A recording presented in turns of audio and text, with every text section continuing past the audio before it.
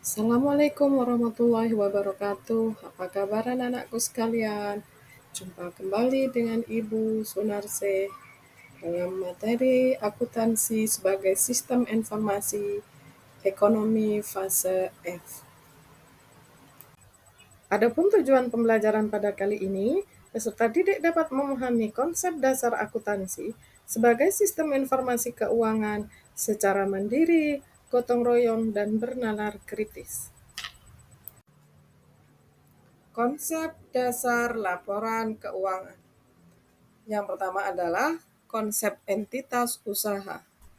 Konsep ini penting karena membatasi data transaksi dalam sistem akuntansi terhadap data yang berhubungan langsung dengan kegiatan usaha. Konsep ini menghendaki pemisahan secara tegas antara perusahaan dengan pemilik. Yang kedua adalah konsep kelangsungan usaha. Konsep ini menghendaki adanya dasar pemikiran bahwa suatu perusahaan didirikan untuk jangka waktu tak terbatas. Yang ketiga adalah konsep dasar keuangan. Konsep ini menghendaki agar penyusunan laporan keuangan menggunakan kesatuan unit pelaporan. Misalnya unit keuangan setempat, misalnya kalau di Indonesia memakai rupiah, kalau di Amerika memakai dolar dan sebagainya. Sehingga ada kesatuan pemahaman dari pembaca laporan keuangan. Yang keempat adalah konsep realisasi penghasilan. Konsep ini menyatakan bahwa realisasi penghasilan adalah ketika adanya penjualan atau penyerahan jasa, bukan saat pembayarannya. Konsep yang kelima adalah konsep harga pokok. Konsep ini menghendaki adanya pengukuran aset sebesar nilai perolehan awal atau historical cost dan pengakuan kewajiban sebesar nilai yang harus dibayar ketika jatuh tempo. Yang keenam adalah konsep membandingkan antara penghasilan dan biaya. Konsep ini menghendaki adanya ketetapan dalam membandingkan penghasilan satu periode buku dengan biaya untuk memperoleh penghasilan tersebut. Jadi, penghasilan yang melebihi satu periode tidak diperbolehkan untuk dibandingkan dengan biaya yang melebihi satu periode. Yang ketujuh, konsep konsistensi. Konsep ini menghendaki penggunaan metode-metode secara tepat dari satu periode ke periode selanjutnya. Jika terpaksa diadakan perubahan untuk memberikan manfaat pada laporan keuangan, maka harus diberikan penjelasan mengenai pengaruhnya terhadap laporan tersebut. Yang kedelapan, konsep penjelasan atau pengungkapan. Konsep ini menghendaki agar laporan keuangan mencakup informasi yang diperlukan untuk penyajian yang terbuka, sehingga tidak membuat pembaca keliru menafsir laporan keuangan tersebut. Yang kesembilan, konsep materialitas. Konsep ini merupakan pelengkap dari konsep penjelasan.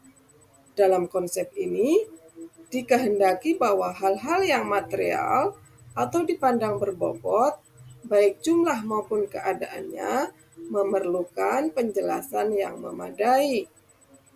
Yang kesepuluh, konsep hati-hati. Dalam laporan keuangan, tidak diperkenankan untuk menunjukkan aset di atas harga pokoknya. Demikian juga kewajiban.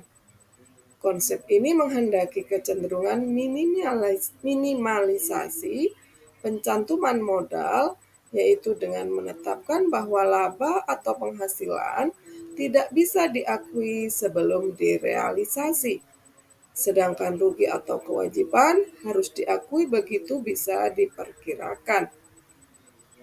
Yang ke-11 adalah konsep biaya. Konsep biaya ada dua, ada konsep objektivitas dan konsep unit pengukuran. Konsep objektivitas menghendaki bahwa semua pos yang dicantumkan dalam laporan keuangan harus didukung oleh bukti-bukti yang objektif atau bukti yang dapat diterima kebenarannya. Konsep unit pengukuran. Konsep ini menghendaki seluruh informasi utama dalam laporan keuangan itu diukur dengan satuan ukur uang.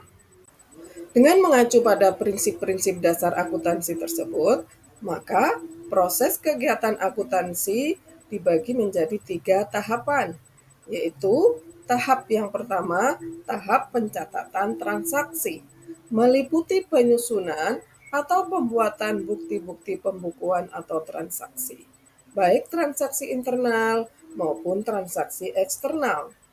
Penjurnalan atau journalizing, baik jurnal umum maupun jurnal khusus, dan pemindah bukuan atau posting ke buku besar, baik buku besar utama atau buku besar pembantu. Tahap yang kedua yaitu tahap pengikhtisaran, meliputi neraca saldo, jurnal penyesuaian, kertas kerja, jurnal penutup, dan neraca saldo setelah penutupan.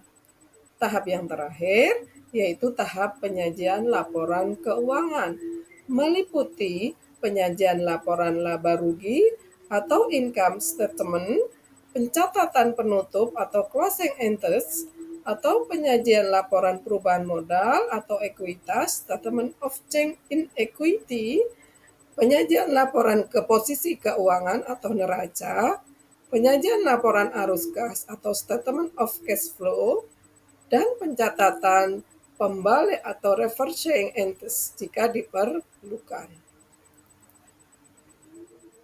Standar akuntansi. Standar akuntansi merupakan prinsip-prinsip akuntansi yang telah dipilih dan dituangkan dalam bentuk ketentuan resmi sebagai acuan utama praktek akuntansi di lingkungan atau negara tertentu. Pemakai informasi akuntansi. Banyak pihak yang memerlukan dan menggunakan informasi akuntansi. Di antaranya adalah yang pertama, pihak internal. Pemakai informasi akuntansi semacam ini biasanya adalah pimpinan perusahaan atau manajer perusahaan. Yang kedua adalah pihak eksternal, yaitu pemilik. Pemilik memerlukan informasi akuntansi untuk mengetahui posisi keuangan, melihat investasi, membandingkan jumlah rekening dengan periode sebelumnya, dan prospek perusahaan di masa yang akan datang, serta hasil yang dapat dicapai oleh perusahaannya. Yang kedua yaitu investor. Investor memerlukan informasi akuntansi untuk menentukan keputusan dalam membeli, menahan, atau menjual investasi mereka dalam sebuah perusahaan. Yang ketiga adalah karyawan.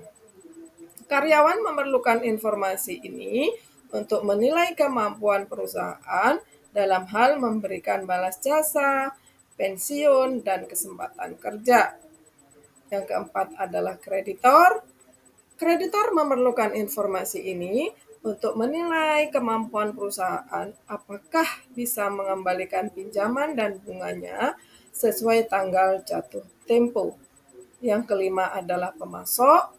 Pemasok memerlukan informasi ini untuk menilai kemampuan perusahaan dalam membayar utang atau pembelian barang yang dibeli perusahaan pada saat sebelum atau sesudah jatuh tempo. Yang keenam adalah pelanggan. Pelanggan memerlukan informasi akuntansi untuk menilai kelangsungan usaha perusahaan. Yang ketujuh adalah pemerintah.